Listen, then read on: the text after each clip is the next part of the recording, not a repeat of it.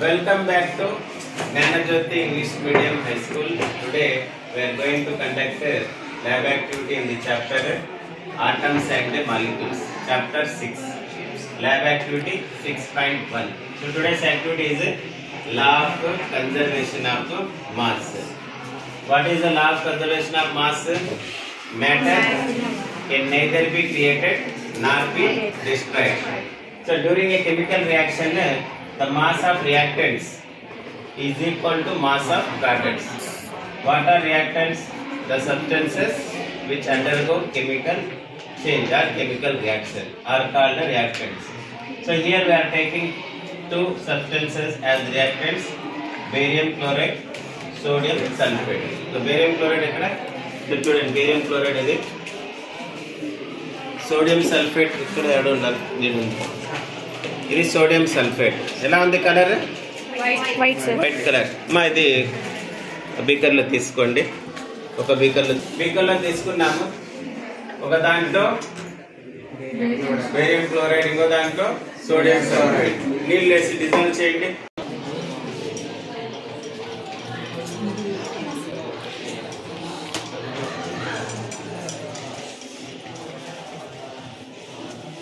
Dissolve చేశారా? ఇక్కడ చూడండి. ఇప్పుడు వెయిట్ చేయండి, రెండు పెట్టేయండి ఒకేసారి. తీసుకురా.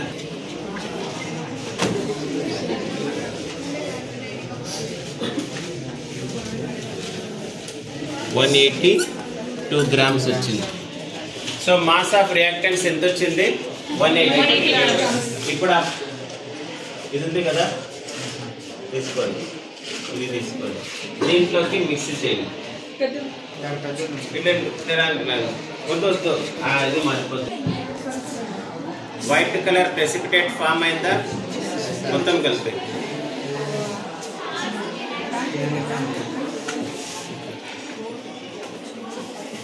చూడండి. వైట్ కలర్ ప్రెసిపిటేట్ ఫామ్ అయిందా? దాంట్లో వేసి నన్ను తీసుకో, అది కూడా తీసుకో. లీక్కి అది కూడా ఉండాలి. దీంట్లో వేయి చూద్దాము. వేయి, ఇంకా వేయి. సో కనిపిస్తుందా వైట్ కలర్? సో ఏమిది వైట్ కలర్? Barium sulphate. ఇప్పుడు వీటిని వెయిట్ చేయండి. అది కూడా పెట్టండి.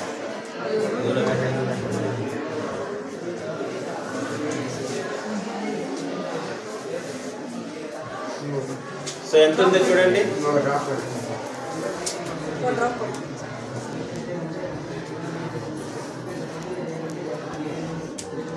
181 grams వచ్చింది. ఇవి మిక్స్ చేసేటప్పుడు గ్లాస్ చిన్న కావడం వల్ల కొద్దిగా కింద పడింది. సో 1 డ్రాప్ అంటే 102 డ్రాప్స్ అంటే 1 గ్రామ్ ఉంటుంది. సో 182 అది కూడా ఉంటే 182 వస్తుంది. సో ఏమైంది ఇక్కడ? ఇవి వేరే సబ్స్టెన్స్ కదా, ఇవి వేరే సబ్స్టెన్స్ కదా, కానీ మాస్ ఏమైనా మారిందా? మాస్ చేంజ్ కాలేదు. So law of conservation of mass వెరిఫైడా?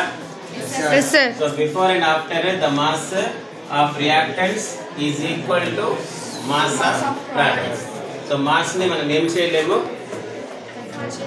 So can't be created, cannot be destroyed. కానీ ఏం చేయొచ్చు?